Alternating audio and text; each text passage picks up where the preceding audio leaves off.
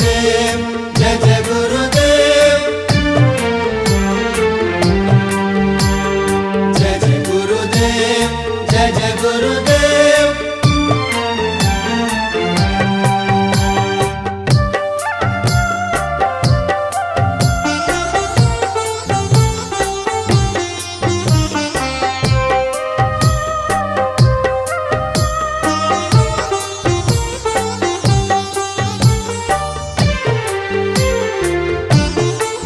संसार के लोगों से, संसार के लोगों से आसान किया करना, संसार के लोगों से आसान किया करना, संसार के लोगों से आसान किया करना, संसार के लोगों से आसान किया करना, आसान किया करना।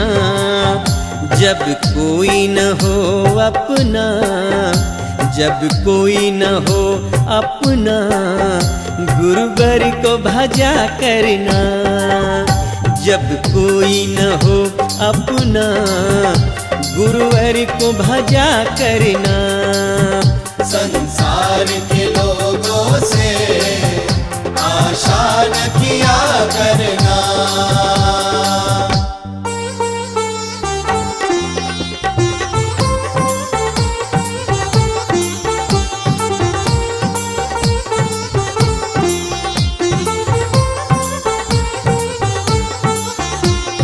जय जय गुरुदेव, जय जय गुरुदेव,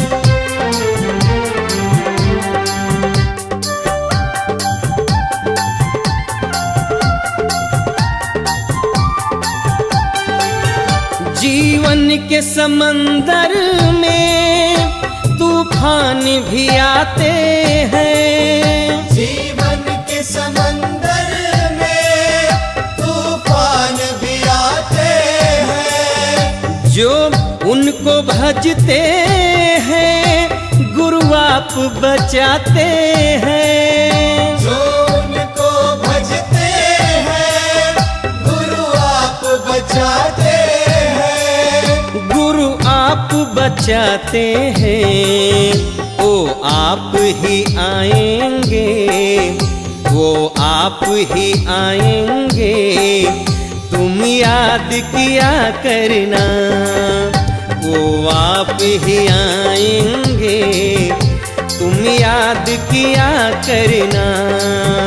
संसार के लोगों से आसान किया करना, संसार के लोगों से आसान किया करना, संसार के लोगों से आसान किया करना।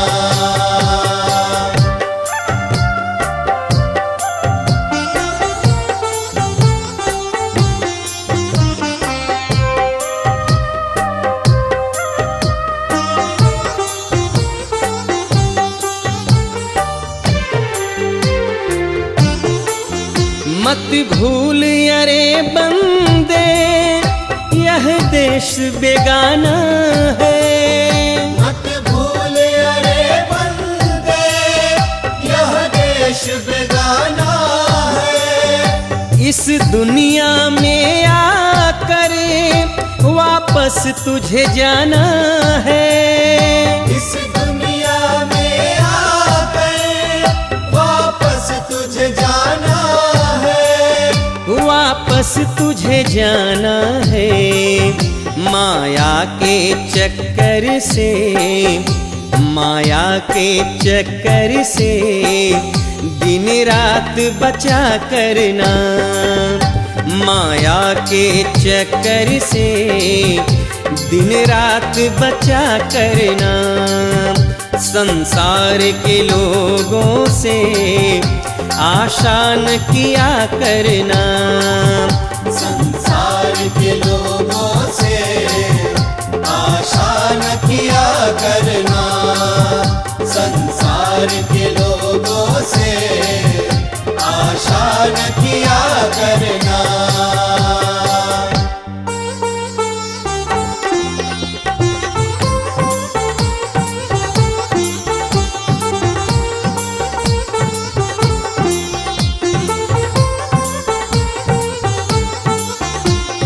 जय जय गुरुदेव, जय जय गुरुदेव।